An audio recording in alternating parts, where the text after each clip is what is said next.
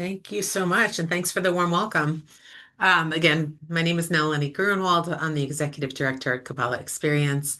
I'm based in Denver, Colorado. Our organization is 20 years old, and we have students in 44 states and 9 countries. So it's really special to be able to connect with the Learning Collaborative of Orange County. So welcome.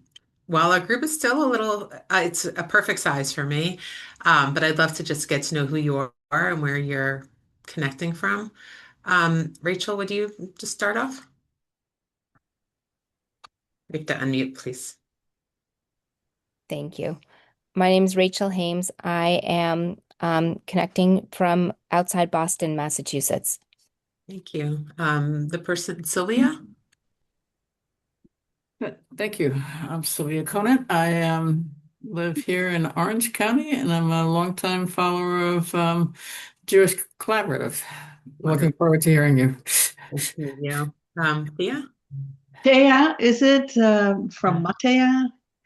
I'm a Dutch resident, but I live every year, the winters in Southern California with my American partner. Great. So Welcome. I need to follow this. I follow more classes at Temple, at Chabad, everywhere. Excellent. Thank you. Sandy? Sandy Bothwick from Central California. Welcome. Megan?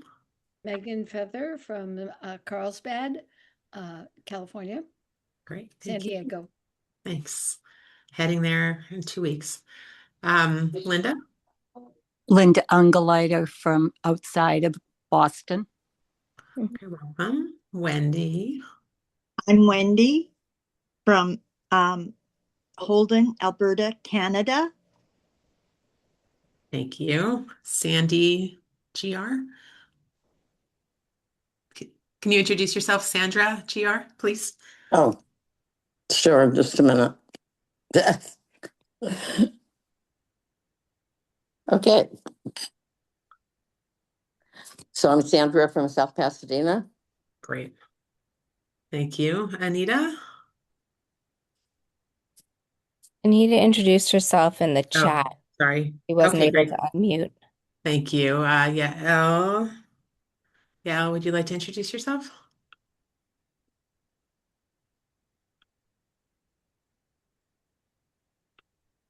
Can't hear you. Outside Boston. Yeah, Al, you're in Boston. Okay, great. Welcome. We have our Boston representation today. And Julian, would you like to introduce yourself or just put it in the chat?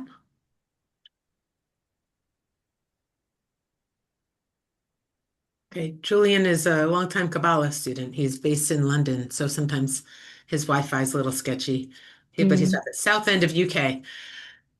So welcome. A little bit about myself. I've been working in nonprofits, informal Jewish education for the past 30 years. I actually met my husband in Santa Barbara when I was working for Hillel there, and he is currently serving as a chaplain at the Claremont colleges and coming back and forth to Denver. So we are going to be spending some time in San Diego this summer, like next week, December 26th. And he also served as, when he was in rabbinical school at Ziegler, he was an intern at synagogue with Rabbi Marcia in Orange County, and that's how we know her. And I recently saw her in Denver, and that's how we made this connection, this shidduch. So it's nice to reconnect and have our Southern California well represented here. Kabbalah Experience was founded 20 years ago.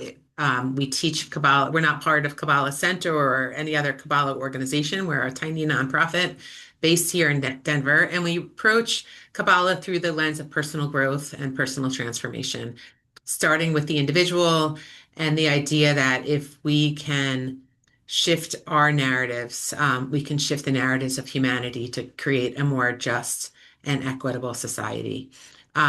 So the class that we're doing here is a 4-part series focused on just the fundamentals of Kabbalah. This is based on our 101 class. We have 4 years of curriculum. The first year is Intro to Transformative Kabbalah, then Understanding the Tree of Life, And then in the spring, we teach time, which we look at the counting of the Omer as a idea around how do we live mindfully in time, the idea of counting up to something versus counting down. Um, and we have 4 semesters each year, winter, spring, summer, and fall, that are more 8 to 10 weeks. So they're a little more expansive than what I'm able to do with you in our 4 weeks together, but hopefully this will give you a taste. And if you're interested in learning more or going deeper, that you can join us for part of any of our Kabbalah classes. And I'll put our website here. Okay, so any questions just about me or about Kabbalah experience before we get into the curriculum?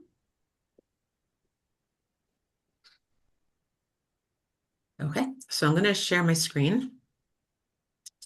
And the way that I teach, it's really interactive. I'm not lecturing for an hour and a half or an hour and 15 minutes. The idea is really about how do we engage together and reflect on these teachings in a way that makes sense to us. I'll hide the sidebar. Okay. So this is an introduction to Transformative Kabbalah. We're spending 4 weeks together. So week 1, we'll be looking at what is Kabbalah. Week 2, exploring the concept of the infinite. Week 3, we'll dive into the Kabbalistic concepts of Tzimtzum and the shattering of the vessels. And week 4, we'll explore finding light in darkness. And just note, it's not sequential. We do take a gap on December 29th, and we'll be back on January 5th. And it's always the same Zoom link. You should have the curriculum in your email. If not, I'm happy to drop it in the chat so you have a hard copy or a digital copy as well. Questions, comments, or concerns? Okay, so we're going to start here. And Rachel, would you read this poem, please, by Khalil Gibran? Sure. Beauty is life. When life unveils her holy face, but you are life, and you are the veil. Beauty is eternity gazing at itself in a mirror, but you are eternity, and you are the mirror. Thank you. So what do you see in this? What kind of does it evoke? What kind of image does it evoke for you? Thea? Thea? All Sorry. is one. All is one. So what do you mean by that? Well, there's no distinguishing between things and life and humans, and everything has life in it. Yeah, nice. All right, what else are you noticing from this poem, from this reading? Reflection. Say more about that. Everything reflects in everything else. Yeah, and again, right, that connects back to Thea's teaching, right? Everything is in everything else. Everything is in everything else. Everything reflects in everything else. Everything mirrors everything else. Yeah, lovely. Thank you. And what we're going to look at more deeply today is this concept of what is Kabbalah, right? Where do we even see that word in the Torah, in our primary source? And what does it mean when we see the word Kabbalah? So and if you're going to study Kabbalah, right, it's important you know what it is you're studying and where does it come from. So what is your understanding of the word Kabbalah as you've been taught it or read it or explored it over the years?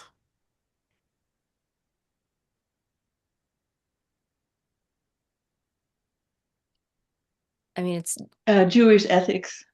Jewish mysticism. Yeah. Mysticism. What else? Yeah, mysticism, and also into meditation, and lots of meditation. I think of it Kabbalah. Yeah. Right. So Kabbalah, and in modern Hebrew, the word kabel is often translated to receive, like even a receipt, right? Is related to the word kabel. Every Hebrew word has a root. We call it a shoresh. So the root of the word Kabbalah is kabel. So we're going to dive into the Torah, into the biblical sources, and say, well, where does this even show up? So if you were going to guess if the word kabel for Kabbalah was going to show up in the Bible or the Torah, how often do you think it would be there? A lot, a little, not at all? What's your gut tell you? I would guess it's there a lot. You guess a lot. Yeah, I see nodding. All right, you think, well, everybody's talking about Kabbalah these days. It must be in the Torah a lot. But actually, we just see it twice in the Torah. And it's Kabbalah related, or Kabel? Kabel. The Kabel. Kabbalah is not in the Torah at all. Yeah. But so Kabbalah is, right, the study of Jewish mysticism. But what is it? What does it come from? Where does it come from in the Torah? Because when we're trying to understand a word, we should look at our primary text to see, well, how is that even being used? And I'm going to call on people to participate. And if your camera's not on, I'm not going to call on you because I can't see your face. So if you are willing to participate, please keep your camera on so we could be in conversation together. And if you prefer not to, then I understand. All right, so what is Kabbalah? Megan, would you read this, please? The word Kabbalah comes from? The word Kabbalah comes from the Hebrew root KBL or Kabel. KBL, which evolved to mean to receive. The original meaning of KBL is found in Torah in the description of the building of the tabernacle. Okay, so if anyone's ever used Sepharia, which is a terrific website of Jewish sources, you could type a word in like Kabel, you could type in Kuf Bet Lamed and say, well, where does that show up in the Torah? And they'll just pull it for you. It's like a Google search. So we see it twice, in Exodus 26:5 and in Exodus 36:12. Sandy, will you read this first one in English, please? Make 50 loops. Make 50 loops on the first curtain and 50 loops on the end of the curtain that is on the second set. The loops shall run parallel to one another as a woman faces her sister. Thank you. All right. So I highlighted the word parallel in English, and in Hebrew, I highlighted the word makbilot. So this literally translates as like picture shower curtains or, a tapestry with hooks on top that go over a rod. And it says put 50 loops on the first curtain and 50 loops on the end of the curtain that's on the second set. And the loops are parallel to each other. They're kind of like intersecting on this rod as a woman faces her sister, which I kind of found as a fascinating clause. The Hebrew is Isha al Achota, as a woman faces her sister. And nobody translates it that way. So that's another rabbit hole that I've gone down in my own text study of where else does this phrase Isha al Achota show up in text and what does it mean? How else is it used? I find it fascinating. But it's always just this kind of this clause that's in our primary text, but in the translation, it's kind of ignored. But the loops, they're saying not the loops are parallel to each other, but the loops are parallel to each other as a woman faces her sister. So what would you imagine? Why is it necessary to have this clause to give a deeper understanding of parallel in connection to how parallel is it? It's so parallel that it's like a woman facing her sister. What does a woman facing her sister have to do with anything?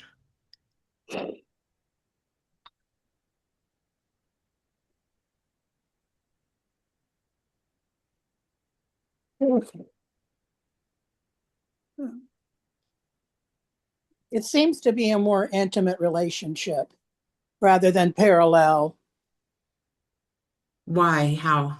When you face somebody, you can see their eyes and their lips and their expression. But when you're parallel, you're side by side. That's more of a sort of a male posturing, and face to face is more of a female intimate posturing. Interesting. And a woman facing her sister conjures up an open-hearted, completely no guard down, just two people who completely understand each other would be able to communicate without words, just,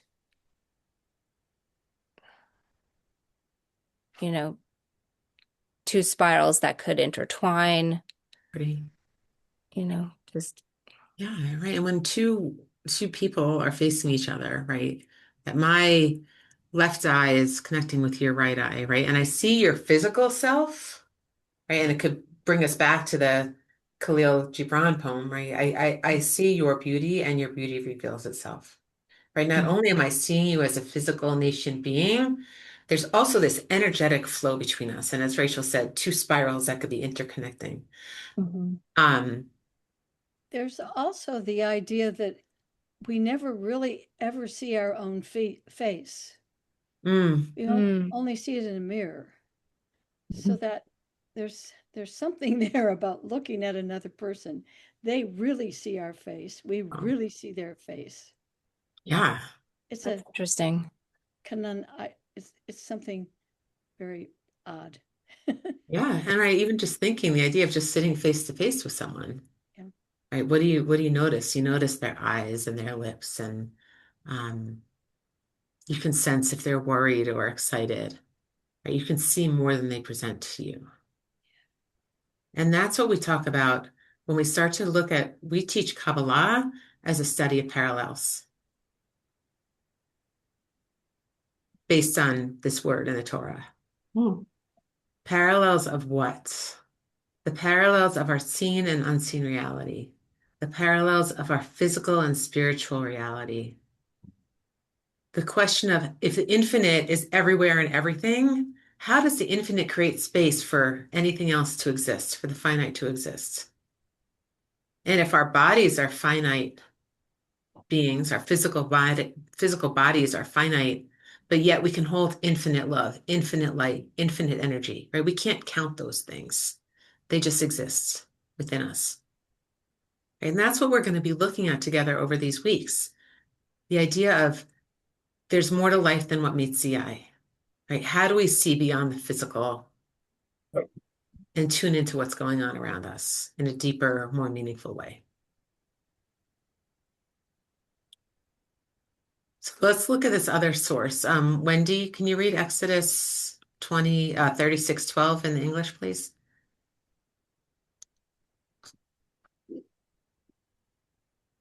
They make 50 loops on the one cloth, and they make 50 loops on the edge of the end cloth of the other set, the loops being opposite one another. Right. And again, we see makbilot being makbilot, halulot, the loops being opposite one another. And if you're looking at the Hebrew, it says achat el achat, sister to sister, one to the other, one to the other. That the loops are opposite one another. They're another word again for parallel. So these are the two times we see the root for makabel in the Hebrew, in the Torah. And it's really pulling out, like kind of, I think about unraveling this thread. Well, what's parallel? What does it mean for something to be parallel? And how do we start to perceive the parallels in our own lives? So even in English, we see that parallel of the physical and the mental life with the infinite. Is that what you Yeah, mentioned? right. How does even when, like, Taya, if you and I are looking at each other, right, we could see our physical connection, but there's also an energetic spirituality between us. Right? I can sense something about you. Right? Yeah, I understand, but you gave it in one sentence. What was that sentence? The parallel of seen and unseen, physical, spiritual, finite, infinite, right? Like it's almost like those math problems, like physical is to spiritual, as finite is to infinite, right? As seen is it to unseen reality. Like our physical material is to our spiritual. Thank you. Right? So the parallels that we're going to be sussing out, that we're going to be exploring, is how do we get beyond what's exactly just before us? And we see this concept of the sister relationship even in the English language, right? We talk about sister cities. I know in Denver, Ramat HaNegev in the south of Israel is like connected, is our sister city. So when something happens in our sister city, we feel it in our hearts, right? In the same ways for those of you that might have a sister, if something happens to them, or sister or a brother, right? If something happens to them, you might feel it energetically. You know, my mom always said, like with my kids, that if they get hurt, we feel it in our gut a little bit. Um, the same thing, that there's that spiritual connection that goes beyond the physical. So even in physics, there's this term of sparticles, of supersymmetric particles, or we could call them sister particles. Sandy, will you read this paragraph, please, about sparticles? Particle is short for supersymmetric particle, which posits that for every particle we know of, there is a sister particle that we have not yet discovered. Perhaps the most arresting of quantum improbabilities is the idea that the subatomic particles in certain pairs, even when separated by considerable distances, instantly know what the other is doing. Particles have a quality known as spin, and according to quantum theory, the moment you determine the spin of one particle, its sister particle, no matter how distant away, will immediately begin spinning in the opposite direction and at the same rate. It is as if you two had identical pool balls, one in Ohio and the other in Fiji, and the instant you set one spinning, the other would immediately spin in a contrary direction at precisely the same speed. Thank you. All right. So this is a physics principle of symmetric particles. But the idea of, if I had a pool ball here in Denver and there was another one in Orange County, that if this one changed direction, that one would change direction as well. So even though there's no string, there's great physical distance between the two, these balls are somehow connected to each other. These particles are somehow, or these sparticles, they're somehow connected to each other. So how do you see that in your own life, and the idea of, you have a physical reality, right? You have your physical awareness, but your spiritual, your unseen awareness connects you to something else that's going on in another place.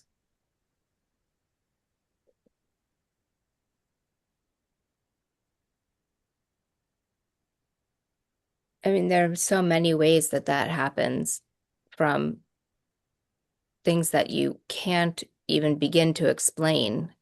Like, I don't know if it's ever happened to any of you that a friend or a family member has, you know, a pain in the middle of the night, and something very serious, and you kind of wake up with the same pain in the Mm. middle of the night, and nothing serious for you, but you do wake up with that, and you don't find out until the next day that that person who you're very close with, might have gone to the hospital or had a serious problem in the middle of the night, or and I mean, that's happened to me before.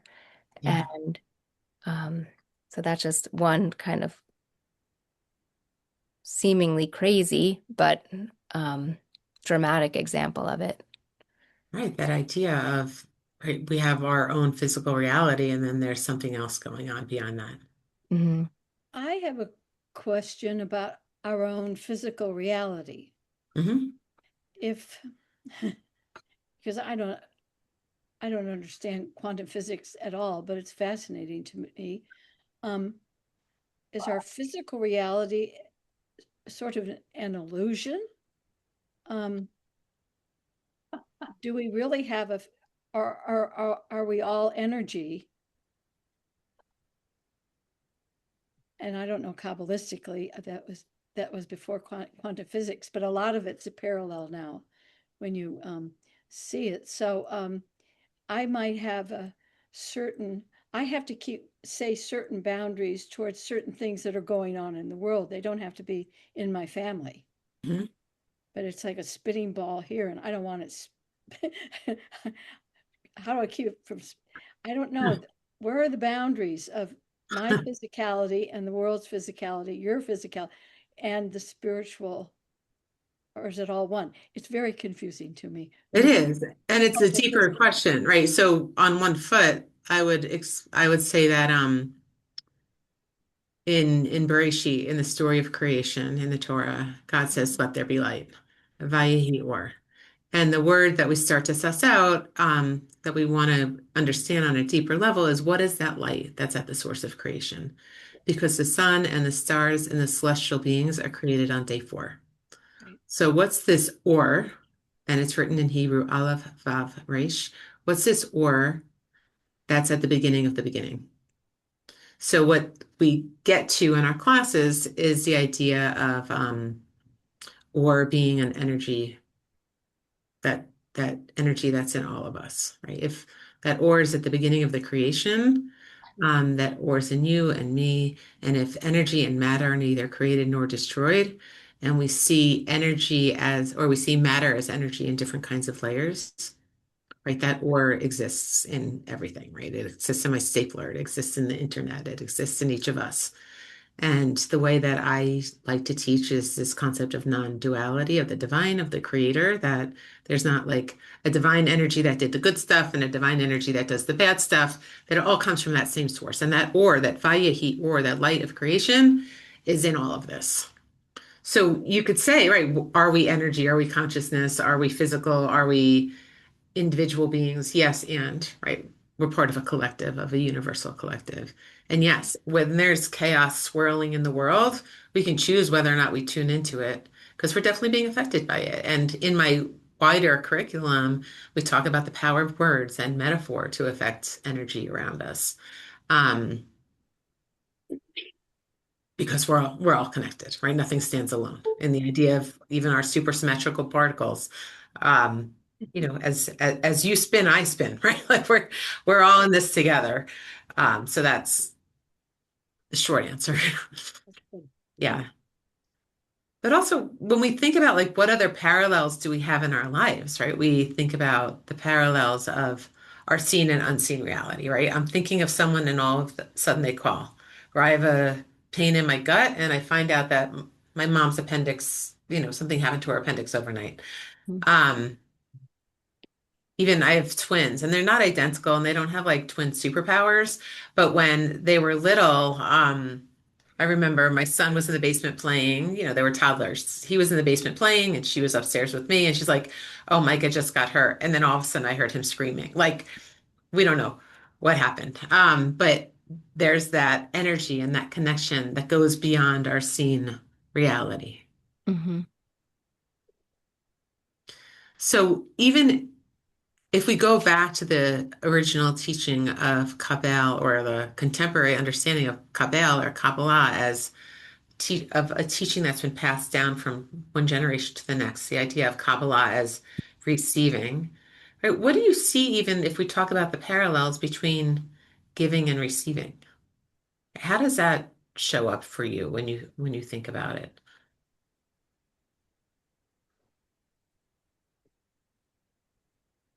We have so many parallels in our life, right? And if we think about giving and receiving and receiving and giving, what's the physical, spiritual? What's the seen and the unseen connection between that? It makes me So, think of a mitzvah. Same. That's giving and receiving is happens at the same time. In what way? In what? Sorry. In what way? Oh, it can be physical, it can be spiritually. Doing a good deed can be anything, but the intention of the mitzvah is to give, and at the same time you receive. Mm, You receive some unconscious maybe, but the benefit. right. When you give, you also receive. What were you going to say, Rachel? I was going to basically say the same thing. When you give, whether it's giving a gift, giving of yourself, giving of a mitzvah, you're actually receiving sometimes even more than you give in Yeah. terms of energy, in terms of just the feeling that you get from giving. Yeah, but not purposefully. No, it's not. Give to Right. receive. No. You give open-heartedly. You give, that's why you, yeah. Isn't And it then how, isn't it, sorry, my camera's not working. no, Isn't it like breathing? Like you breathe in oxygen and you give off carbon dioxide. You can't just do one or the other. It kind of, and then, if you really want to get into more of the balance between plants taking carbon dioxide and giving off oxygen. So there's kind of like a balance, a yin and a yang to this. totally. Yeah. That's beautiful. Yeah, and even if you think about like if you've ever read the Over story about trees, that even trees can communicate with each other, and their breath and their I'm thinking the word expiration. I just trouble with words sometimes. But the idea of what the trees are giving off the oxygen, right? While we're giving off the carbon dioxide, but the trees are also communicating and sharing messages somehow with each other. We can talk about intercellular communication, right? The idea just of a human even being born, that two cells come together and somehow they become a zygote, and somehow those cells keep splitting until we have eyebrows and eyelashes and hearts and lungs and kidneys and arms and toes and hair, right? And what happens, when a cell gets a little wonky, right? That's cancer. That's that intercellular communication gone wrong. So even going back to this idea of giving and receiving, so if we're giving, we're receiving. But when we're receiving, right, we're also giving. Mhm. There's a, sorry, go ahead. By accepting. Yeah. So why? Why is that true? It's respectful for the giver. Yeah.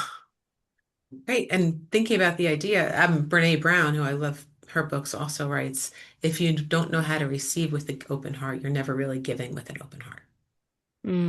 Say that again, right? Until you know how to receive with an open heart, you don't know how to give with an open heart. Why do you think that she says that? There's a blockage. In what way? If you can't receive in any form, open-heartedly or respectfully, there's something blocking you from accepting somebody's peace offering, somebody's love, somebody's whatever they're sharing with you, for multiple reasons. Experience, maybe you were hurt, there's a blockage in your ability to receive because you're not open. Mm. And this in life, right, is a constant dance of giving and receiving. Well, it has to do with intention as well.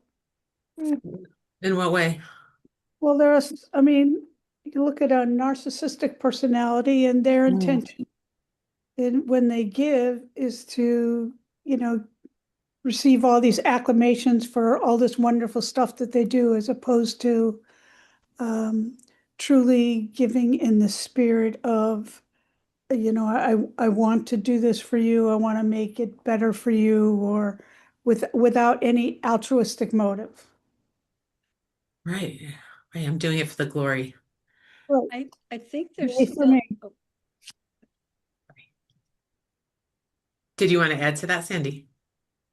No, I just was saying, that it's all about the me there rather than the give and take. Yeah. Thank you. Megan? to me, there is an energy exchange with that extreme narcissism. It almost feels like a punch more than a flow, but there is I think there is an exchange of some sort that isn't, you can receive it, but you feel like you've been knocked down on the ground. I don't know. Well, and also, right, how do we give with dignity? Right. And how do we receive with grace? And Sylvia shared a beautiful painting in the chat. Is that Picasso? Yes. You want to tell us why you put it in there and what it represents for you? No, because we were talking about women facing each other. Oh, And I mean, it's That's a great image for that. past what we were talking about, but Got it. I'm kind of one of those people who learn by looking. Yeah, I Visual. could put that on the cover of my curriculum. Um, right, again, but this also depicts giving and receiving, right? The hugging, the connection, right? How many times do you feel like I'm a hugger. So like when you hug someone, do you feel that energy flow between the two of you? Mhm. I mean, even like in sexuality, the idea of giving and receiving, and you have to be open to receiving in order to be able to give, and you have to be open to giving in order to receive. It's a dynamic, right? And again, this is what ties us to the idea of parallels, of parallel energy and being in flow. And the idea, it's not that you're just supposed to be a giver or you're just supposed to be a receiver, but rather it's a both and, right? How do we hold opposites? Mhm. Yeah, it doesn't work if it's not both. If the energy doesn't flow if you don't have both. Mm. And I'm just noticing Julian's comment too. Yeah, me too. And I have a question about it. Okay. His comments ends with also known as God's essence. I'm curious what is meant by that. So I'll read it out loud. The passage is talking about God and each of us being a spark of God or in the image of God. Through us, God sees and experiences itself. Not that God needed that, not that God needed that, nor that God needed that particular method. Some terms used in the passage, oh, this must have been about the first poem, used in the passage, though, such as beauty, refer to aspects of God rather than God itself, aka God's essence, also known as God's essence. So maybe the aspects of God are manifesting God's essence. I don't know, Julian, are you able to share more about what you were thinking here?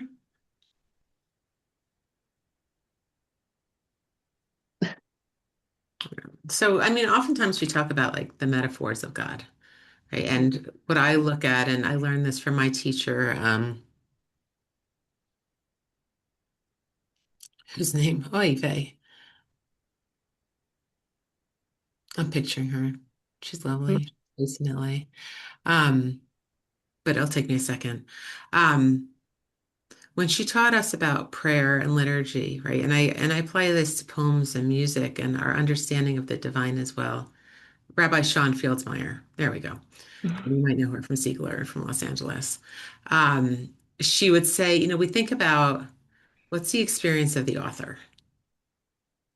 So if we're looking at a narrative in the Torah, if we're looking at a poem, if we're looking at a song or a psalm, right, what's the experience of the person that's writing it down and what question are they trying to answer? So even when we look at this picture that Sylvia put in the text, right, thinking about the idea of connection of a woman in the mirror, like this is a really cool image, right? But there's this energy beyond the mirror here of hugging and seeing one another, seeing oneself differently than another might see themselves. We also think about metaphors for the divine, right? How many times do we talk about God as a mother, as a father, as a rock, as a healer, as water, as the Shekhinah, right? Or the Malchut as the king, as master of the universe. It's all just metaphors.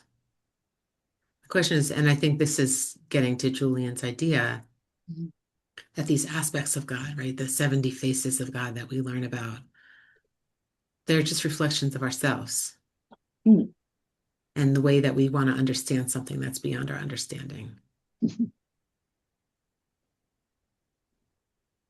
Well, I can relate to that. Yeah, in what way, Thea? Say more. That we don't know what is the we don't know anything. Right. We only know what we know, right? We only know what's based on our experience. So if your experience is different than my experience, right, we might have different ways of understanding the divine or the weather or um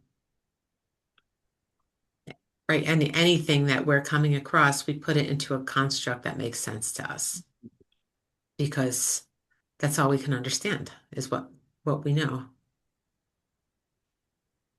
So for Julian to call it God's essence is his construct, I guess.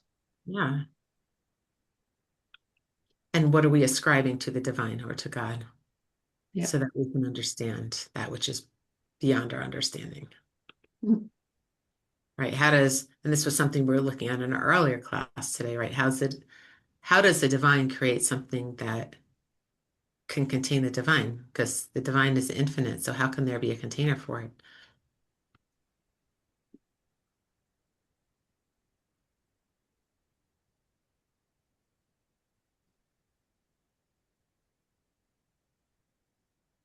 Well, isn't divine kind of like this creation? If you look at the beginning of, the Torah and Exodus, I mean, the very first thing, there's a chaos. There is something there. Was it tohu bohu? And there's this mishmash. And all of a sudden there's light, and he gives order and balance to everything. He connects everything. This is the power of God, is that he creates order and balance and connection from a total chaos. And without that God, the universe would just be this utter chaos. And that when you have creation, he creates through this by bringing everything together and giving order and structure to the universe. Through the spoken word, right? So, I Well, mean, wherever way, yeah, through the spoken word. I But mean, he brings this structure and balance and this connection. Everything is connected to other things. so that, and that's also, and I'm just going to challenge that because that's my opportunity, right? The idea that that's the construct that we create so that we can understand how order came into that tohu wohu, right? How did order come into chaos? There must have been a God, right? That said, let there be light, and then created the animals and the humans and the sea monkeys and all that's above and below. We don't know. Right, but that's what we dive into is trying to answer these existential questions of how did creation come into being? How did humans come into being? If a human couldn't have created the sun and the stars and this, I happen to like talking about sea monkeys, and octopuses and aspen trees and palm trees, right? If we didn't create that, so how did that come into being? There must have been something out there bigger than us that created order and structure.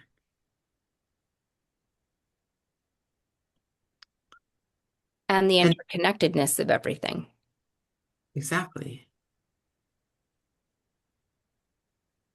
Right. And have you guys looked at all at Rabbi Adina Allen's work with the Jewish Studio Project? Mm-mm. Okay. And Sylvia, you might appreciate this as an artist. That Rabbi Allen created a nonprofit. She's based in Northern California that looks at Jewish texts and experience through the lens of art therapy. And with the construct, with the concept that if God is a great creator or the divine is a great creator and we're created in the image of the divine, then therefore we're all created creative. Right? We all have the opportunity to create. So we can create story, right? We can create story and art and song and poetry in order to create understanding of that which is beyond what we know. Metaphors, really, everything's a metaphor. It's actually not so different than, I don't think, my understanding is anyway, that what Maimonides said, which is God is so big that we can't possibly understand him, and that the only way we can is through the use of our intelligence, which of course God created. Hello. Yeah. There's also this one with wisdom. There's another teaching with wisdom, with Chokhmah, God created the world. So then the way she interprets that, the way she drashes on that is that if we don't think about wisdom as a characteristic, but rather as a partner, right? God created the world with wisdom. Wisdom and God were in on this together. And, you know, nobody could create alone. And that's why we create together. Great. That's great. Yeah, I love it. So she has a great book it's called The Place of All Possibility by Rabbi Adina Allen. So just going back now to where we're starting, if we're talking about Kabbalah or Kabbal as a study of parallels, right? And the parallels of what? What are the parallels we're going to look at together over the next few weeks? Our seen and unseen reality, our physical and spiritual reality. How do we find light in darkness, right? That's our fourth class. How does the infinite hold the finite? And how does the finite hold the infinite? Right? And even contemporary Hebrew and modern Hebrew, makbil is a parallelogram. So it's not so far off from what we use in modern Hebrew. Makbil, the same root of kabel, right, is a parallelogram. So from its original source, from its original meaning, kabel means parallel, not to receive. So the study of Kabbalah is the study of parallels. So if someone says to you, you know, what was your one takeaway from class today with Melanie? What are you studying in Kabbalah? You're studying parallels, right? And the parallels of what? Our seen and our unseen reality, our physical and spiritual reality. And what we start to think about is what are the parallels that were of interest to the Jewish mystics as they began to explore their own spirituality and explore their own concepts of what is divine, right? Between what is above and what is below. And that's the parallels that they start to look at.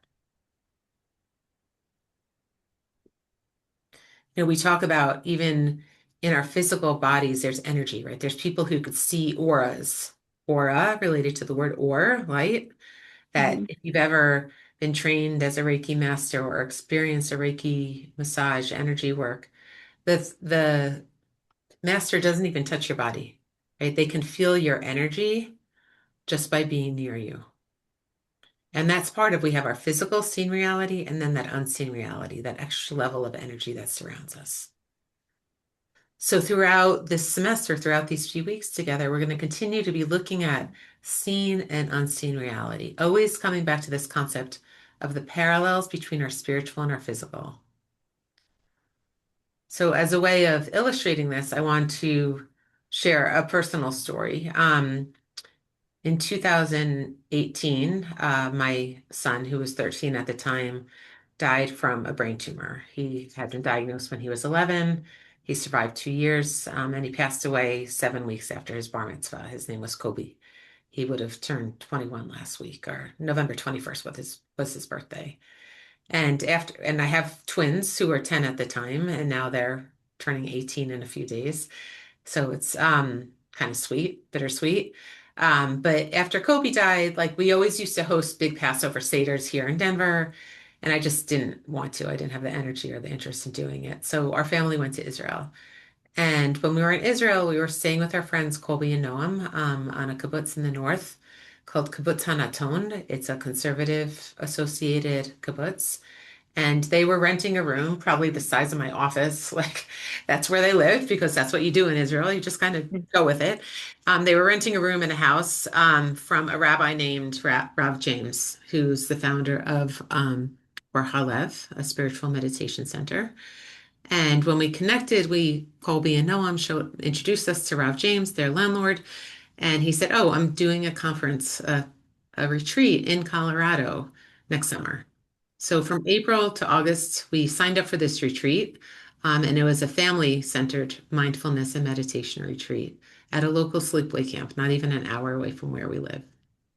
And they had an adult track and a kid track, and it just so happened between our kids, crazy summer plans and our work lives, that this was a weekend that would work for us to go to the ranch camp and participate in an Or Halev retreat. And there we experienced meditation and personal growth and spirituality in a different way that we ever had before. And both my husband and I are Jewish educators and leaders, but we needed that conference to be at a time and a place that we can attend in order for us to have that experience. And it was incredibly healing for Hannah and Micah, my twins as well. And if we hadn't gone across the world to Israel, right, and met my friend's landlord, we never would have made it to this conference that was in our own backyard. And that's that idea of sometimes the universe is aligning in ways that we may not be aware to get us to where we need to be.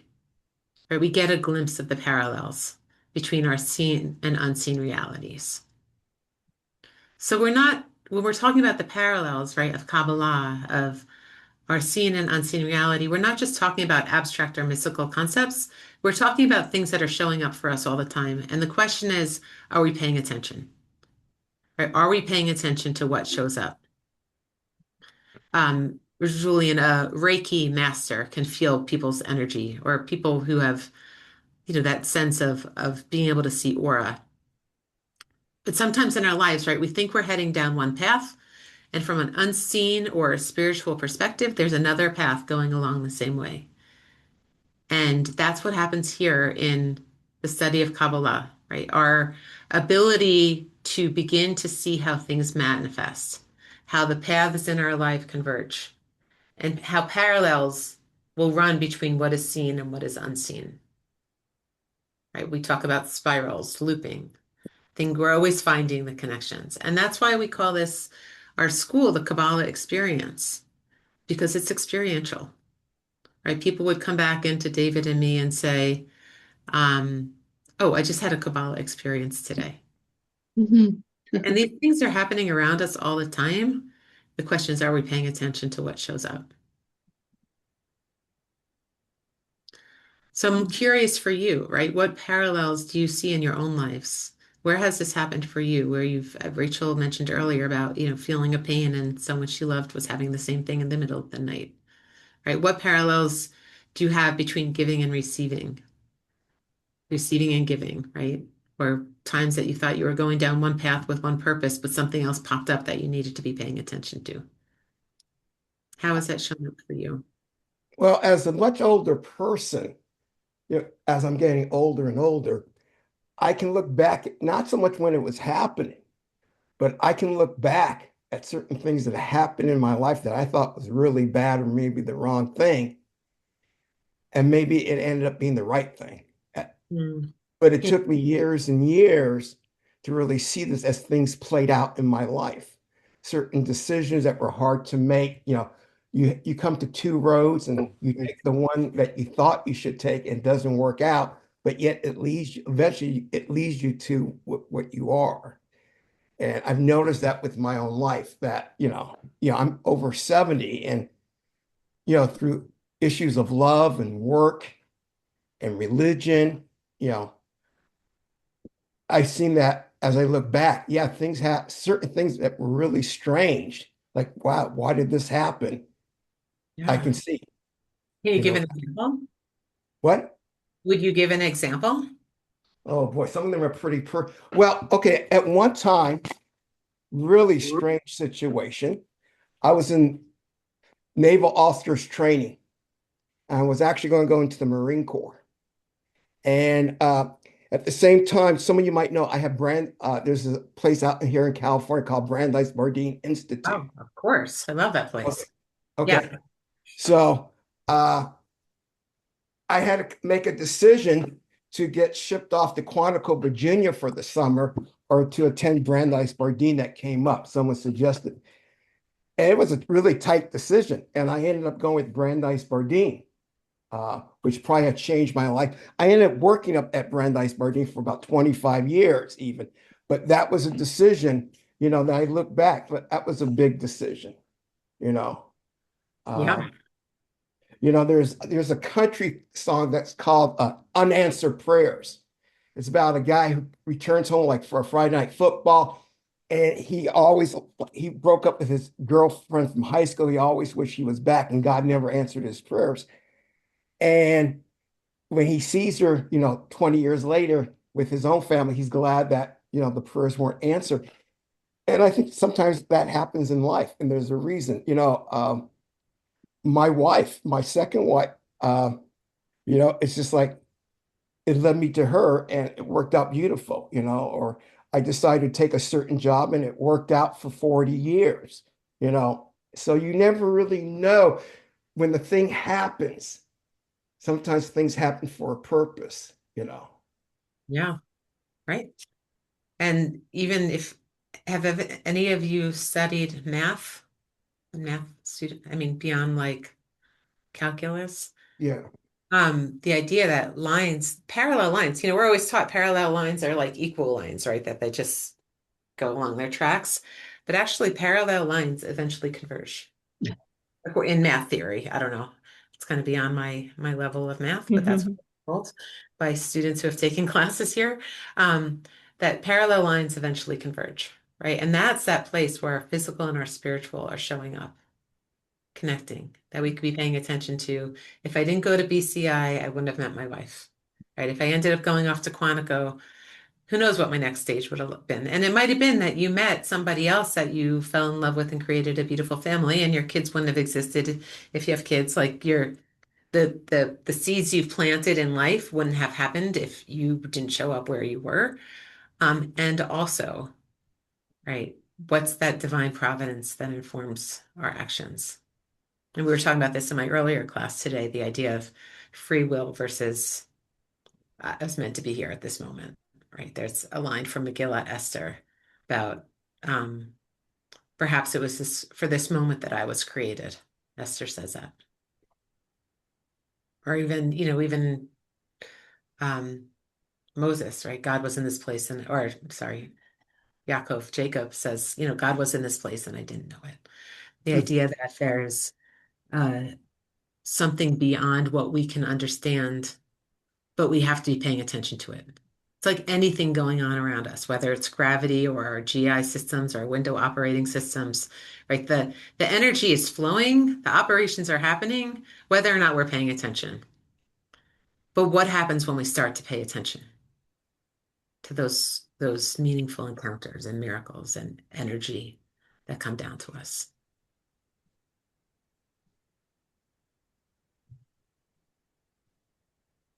What other examples or experiences are coming up for you while you're thinking about this? Well, I could say that it's kind of a backward experience for me, but what I say, you're talking about seeing people's auras, and there was a time in my life, a very short time, when I could, and then I couldn't anymore. I still can't, but uh, it made me think of how